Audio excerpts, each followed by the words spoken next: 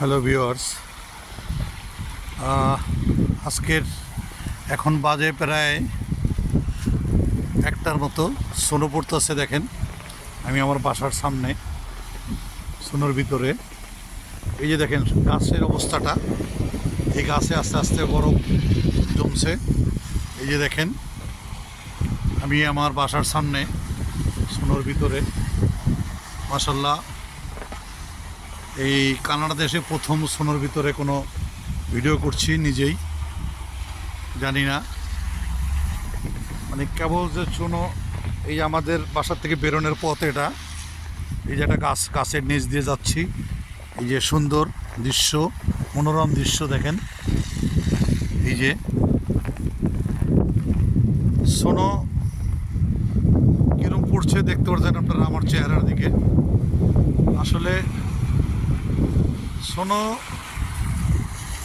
কখন পড়ে, কীভাবে পড়ে বোঝা খুব মুশকিল। আস্তে আস্তে এই দেখেন একটু আগে আমরা এই যে গাড়িতে উঠছি, এই যে পাহাড়ের মতো, এটা কিন্তু পুরো বরফ। এটা কাইটাকে রাখতে রাখতে এই যে দেখেন অবস্থা আমার মোটামুটি। এটা হলো মানুষ চলার পথ।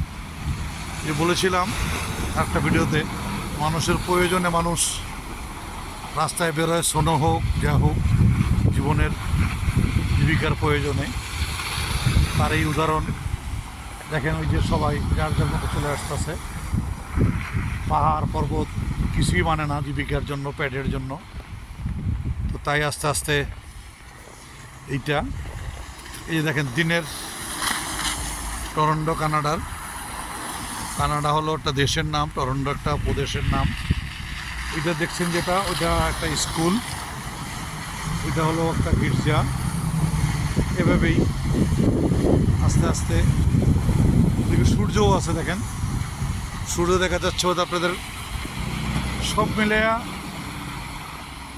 আস্তে আস্তে সবাই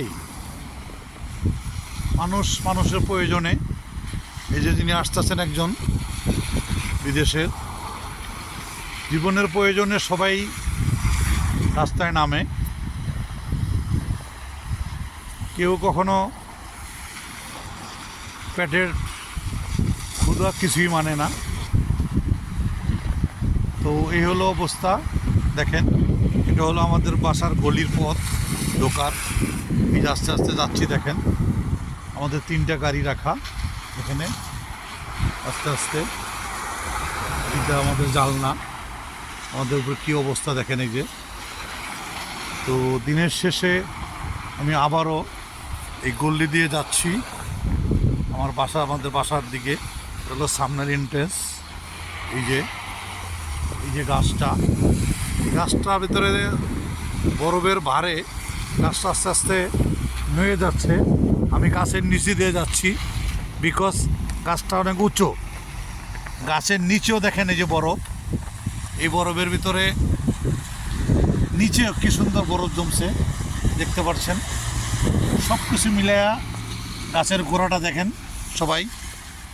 এটা জানি না আল্লাহ পাক, এখানে কিছু কিছু গাছ আছে যে গাছগুলো বরফের ভিতরেও বেঁচে থাকে। যেমন এই একটা দেখতে পাচ্ছেন কত বরফ, এই যে দেখেন আমি ধরছি কত সুন্দর বরফ।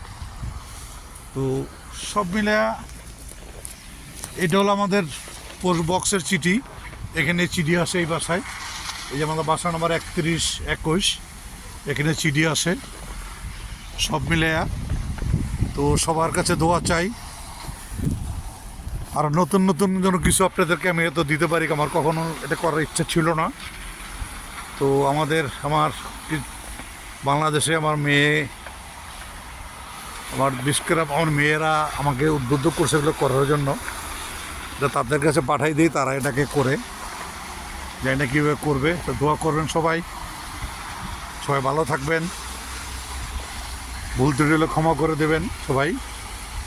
আসসালামু আলাইকুম।